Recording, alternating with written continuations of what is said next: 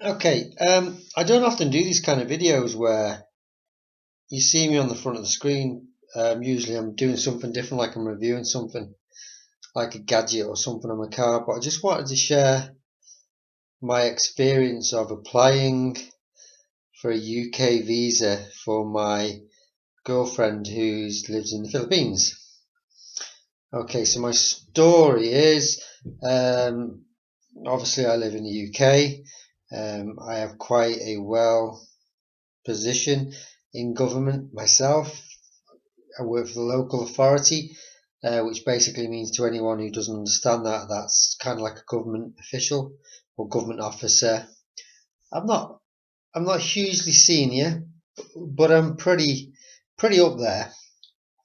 Anyway, met my girlfriend who lives in the Philippines.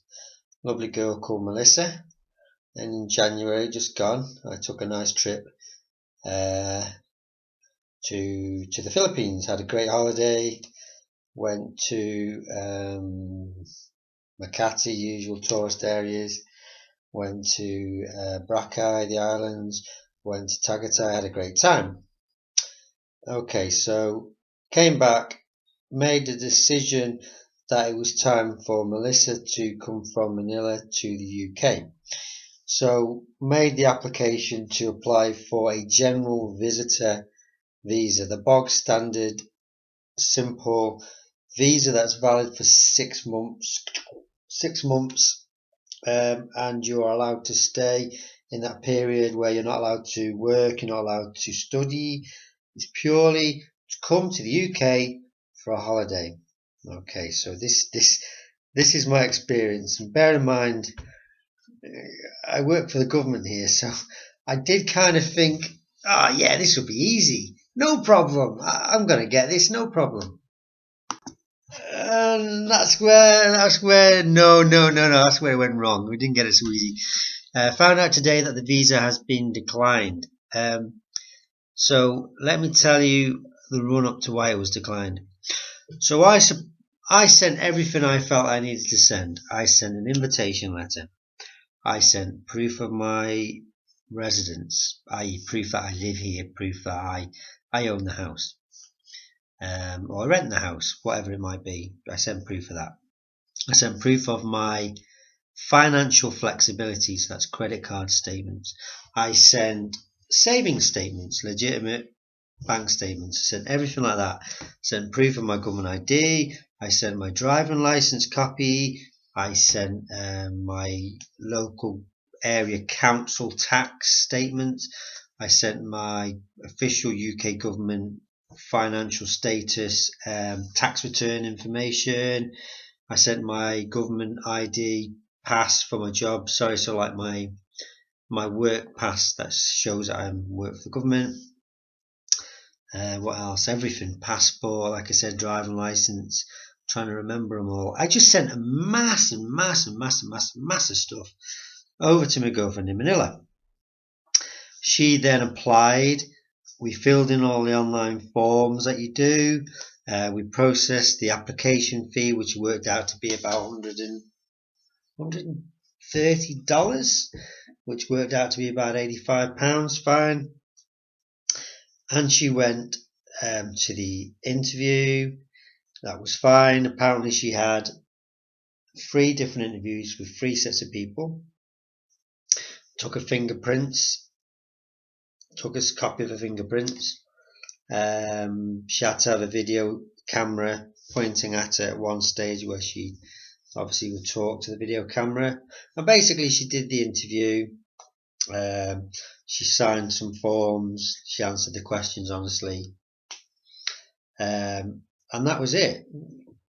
So we waited about 4 weeks for a decision, about 15 days, 15 working days. Letter came by private courier, which is basically her visa was declined. And this is the point I want to get to in this video. I want to tell you the reason why that visa was declined. Okay, let me tell you the reason why the visa was declined. They're saying the visa was declined regarding the word intention. They did not feel satisfied enough that there was intention there that Melissa would return home at the end of the duration. So they were saying, yes, you in the UK, you've got money, you've got the house, you've got, the funds to support her. But because there was a lack in evidence from Melissa's side in the Philippines, they felt there wasn't the intention there that she would return home. Now, the ways we could have possibly fixed that was because Melissa isn't a hugely paid worker. She works as a house help, so she doesn't get wage slips. No wage slips, no proof of work. You need those wage slips. You need those wage slips. If you're in the Philippines and you've got a job and you want to apply for a UK visa, you need to have wage slips that you can support with that visa application. You need to have a letter from your employer saying, you work for me, you are a valued member of the employment. In that letter as well from your employer, it needs to state, I grant you leave for 1 month, I grant you leave for 5 weeks, in which time you need to return to your job. The need to return, intention. It goes back to intention again. So where we failed was, we didn't have those pay slips. We didn't have that certificate letter. We didn't have the letter that says, yes, I grant you leave, but I need you to return to your job. So all of these things failed. So although the evidence was stacked high on my side, because the evidence wasn't there on Melissa's side, which isn't her fault, it's the situation she's in, that immigration officer, when he's sitting there and he's making that assessment, he's going to decline that visa. So if you are thinking about applying for UK visa, general visitor visa, and you do live in Manila or the Philippines or anywhere, you need to ensure you're supplying your wage slips, certificate of employment, letter from your employment. And other things beside that are things like maybe letters from your family recognizing your relationship, but saying, yes, we understand she's going to the UK for a short period of time, but she has a loving family here to come back to, and we expect her to come back. It's all these little things that immigration officer is going to make that assessment, and he needs to see that. Another thing I found quite annoying was the thing around photographs. We were told, we don't support photographs, don't submit photographs. They don't need to be submitted. Yet in the visa letter we got that declined the visa, it was then saying to us, actually, it would have been nice to see some photographs of you together as a relationship, because that was one of the other issues we faced, was they couldn't prove our relationship, they couldn't see our relationship. And I was a bit annoyed by that, because I'm thinking, well, hang on a second, 1 minute your forms are saying we don't want to see photographs, but then in the next step you're saying, actually, it would have been nice to see photographs to prove a couple of things. One, to prove you're in a relationship with one another. Two, to prove I'd been to the Philippines. Now, just on that one little thing, proof that I'd been to the Philippines, I'd sent them my itinerary, flight documents from January. They had that. I sent them a passport with a stamp in it, but they still didn't believe that I'd been to the Philippines. And I didn't get that quite so much. That annoyed me a little bit. They said they felt they would have liked to have seen photographs with me and Melissa together in the Philippines. So maybe next time, another thing to remember. Photographs, they say don't include them, but actually the letter I got said to include them. So it's about, you've got to think about intention. When you're applying for that visa, whether you're watching this from the UK and you're a guy, whether you're watching this from the Philippines and you're a girl, or whatever, you've got to think about convincing that immigration officer that you're in a genuine relationship. One, you're in a genuine relationship. That's photos, transcripts of emails, transcripts of any conversations you've had on social media, You need to provide that as evidence. The second thing is obviously the financial side, not just on his side in the UK, but her side, wage slips, certificate of employment, bank account, money in bank account, statements, bank books. The other thing we failed on, sort of second to intention, was the financial side, because Melissa, bless her, doesn't have such a great high paid job. She didn't have a bank account. So I was proactive in saying, okay, go to BDO, Metro Bank, get a bank account. I will put some money in it. So she got a bank account. I deposited the minimum 10,000 pesos. Reality, that's not enough. You need to have at least 50,000-60,000 peso at least to even think about applying for a visa.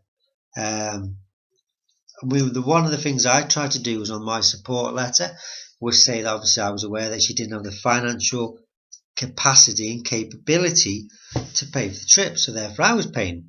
Basically, I was saying I was paying for everything, which was fine. They were fine with that, but they still would have liked it if she had a little bit more money in her bank account, possibly 50,000 peso. Might have swung it more towards a yes, I don't know, but either way, the visa was just completely declined because of the intention, which is what I'm here trying to whittle on to you people about. But you know what? At the end of the day, you've got to be two things. You've got to be positive and you've got to be flexible minded. You know, we've had a knockback, but you know what? No problem. Because the way I look at it is, instead of her coming here, I'll just spend my hard-earned money on a nice little holiday to the Philippines again, which suits me perfectly fine. I have no problem sitting on a plane. Philippines is awesome. So yeah, don't give up hope. Just apply. What's £85 and a bit of time. The evidence is most of the items you guys have got already in your filing cabinets at home. Pay slips, all that stuff without repeating myself, you can get hold of. Just ensure the evidence is pretty tight on her side, and you'll be fine. And I hope this video helps anybody trying to apply or thinking about applying, maybe watching this from the Philippines, and you need some advice, maybe watching this in the UK. I hope it helps. It's not designed to put you off, it's just designed to steer you in the right direction. Am I going to apply again? Yeah, I'm going to apply again next year. Yeah, definitely. Just because they said no now doesn't mean they're going to say no next time. It's no problem. Okay guys, thanks for watching. Hope you found it entertaining. Sorry if you found it boring. Sorry. Cheers.